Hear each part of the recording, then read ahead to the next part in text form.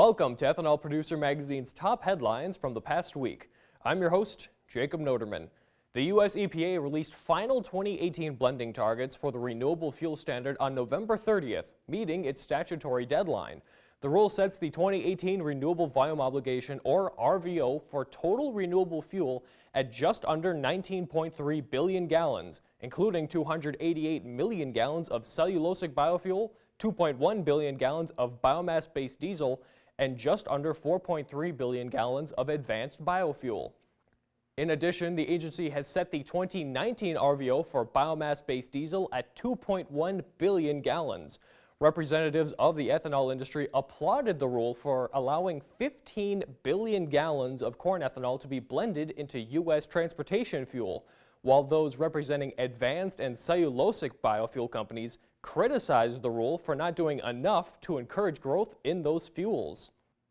Also regarding the RFS program, the EPA announced on November 22nd the denial of several petitions requesting the agency change the point of obligation under the RFS. A comment period on the matter closed in February of 2017. EPA Administrator Scott Pruitt previously indicated the agency would deny the petitions in an October 19th letter he wrote to a group of senators. Ontario's Ministry of the Environment and Climate Change has released a proposal to update the province's ethanol and gasoline regulation, increasing the blending mandate from 5 to 10% by 2020. In addition, the proposal stipulates that the ethanol used must emit at least 35% less greenhouse gas emissions on a life cycle basis than petroleum gasoline. A comment period on the proposal is open through January 23rd.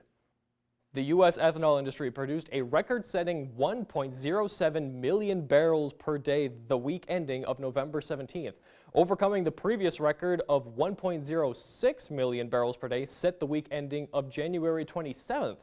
Data published by the U.S. Energy Information Administration shows the U.S. ethanol industry set new records for weekly ethanol production 4 times this year, including 3 new records that were set in January and the current record that was set in mid-November.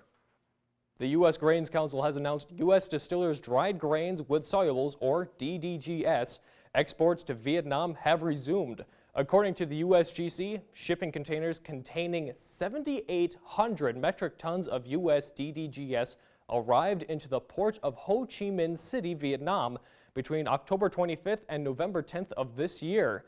These shipments were among the first orders filled following a September announcement by the Vietnamese government that would lift its suspension of DDGS imports and ease fumigation requirements for U.S. corn and wheat imports.